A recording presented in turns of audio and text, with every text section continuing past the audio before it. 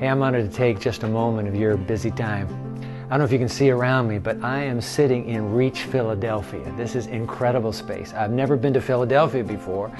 And then to get introduced to this city with this church plant on this busy street right outside the glass door here.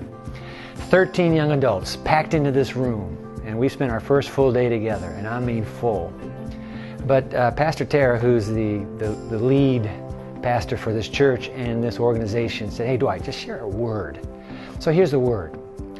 I believe that every truth that as a Seventh-day Adventist you and I embrace, every truth must be reduced to a single value, a single point. And here it is, and I scribbled it up on the whiteboard. God is a being questing for friends.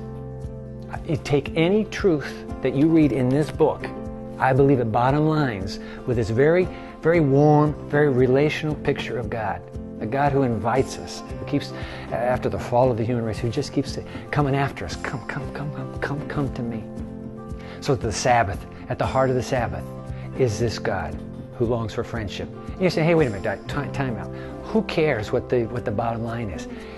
I do, and here's why. Here's why I think you should too. We are not comfortable sharing that which we find a bit archaic or oblique or uninviting. I only share what I know somebody else is going to say. Wow, I'd like to hear more about that. I believe that if we find at the heart of every major teaching that the Seventh-day Adventist Church has been raised up to bring back to life, at the heart of every teaching is this picture, this compelling picture of God, who is a friend. He's not somebody to be afraid of, he's somebody to be a friend of. And somewhere in this conversation, because we were really going, but somewhere in the conversation, we came to these words of Jesus. And so let me just lay this on you. This is red letter in my Bible, John chapter 6. This is verse 37. And this is such a beautiful promise. All those the Father gives me will come to me, Jesus speaking. And whoever comes to me, I will never drive away. Now I need you to know that in the Greek, it's a double negative. I will not ever drive away. Now in English, when you do a double negative, it becomes a positive. No, in the Greek, a double negative is just more negative. I will not ever drive away. That means every human being in Philadelphia or the town or the city where you live, every human being in our little neighborhoods is under the divine initiative to somehow win back. It's not like the Father says, well, I got 100 people in Philadelphia that I'm going to draw to me through you, Jesus. Are you kidding?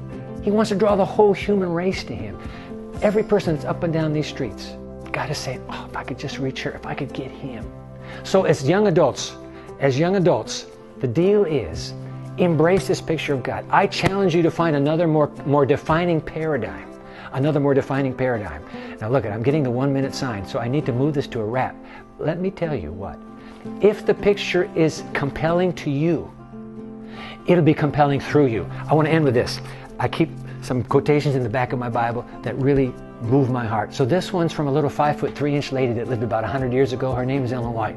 She's writing to somebody. She's quoting this text. Now you got to get this. Don't turn the YouTube off yet.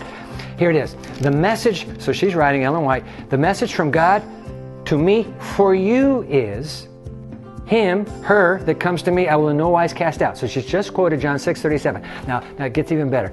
If you have nothing else to plead before God but this one promise from your Lord and Savior, you have the assurance you will never. Now she doesn't know in the Greek it's a double negative. She could not have known that, but she throws in an English double negative.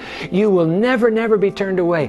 It may seem to you that you are hanging upon a single promise. Remember this, John 6:37. You're hanging on a single promise, but appropriate that one promise, and it will open to you the whole treasure house of the riches of the grace of Christ. You get all of heaven in that one promise. There are some days when I am so discouraged, I say, God, I can't go on. In those days that you face as well, you just bring this one little promise to Jesus. Jesus, John 6:37, you said you won't cast me out if I come to you. Never. I'm coming to you. And the promise is, no matter how you feel, I assure you, you're in. In fact, here's the last line. Present this promise to Jesus, this assurance to Jesus, and you are as safe as though inside the city of God. It's as if you're already in heaven. If every human being in Philadelphia could know that you're safe with Christ, just come to God as you are. He will receive you as your forever friend. If they could know that, they'd be coming by the thousands. They just don't know. They've lived with a caricature of God. We haven't always painted the right picture of Him, but you, because you're a young friend of His, are the perfect medium for God to paint that picture. Just open your mouth. Invite others. Come to the Jesus I've met. He will never, never cast you away. No matter what, He will never, never cast you away. And I tell you what, the good news can't possibly be any gooder than that. God bless you.